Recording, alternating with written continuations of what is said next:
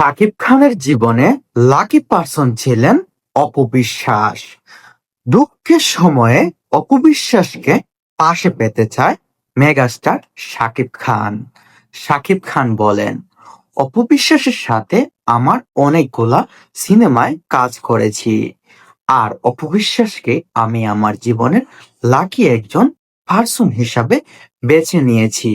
কারণ দেখা গেছে অপু আমার সাথে অনেক কষ্টে চড়াই উতরাই পেরে সবসময়ই আমার সাথে ছিল। যখন আমার অনেকটা সিনেমা ফ্লপ যাচ্ছিল, তখন অপবিশ্বাস হঠাৎ করে এসে আমাকে এমন এমন সিনেমায় অভিনয় করে, সেই সিনেমা দিয়ে তিনি টলিউড ইন্ডাস্ট্রিকেই ঘুরিয়ে দিয়েছেন, চাঙ্গা করে দিয়েছেন। তখন থেকেই আমার মাথায় অপবিশ্বাসকে নিয়ে একটাই চিন্তা এসে দাঁড়িয়েছিল, অপু আমার জীবনের পজিটিভ একটা দিক।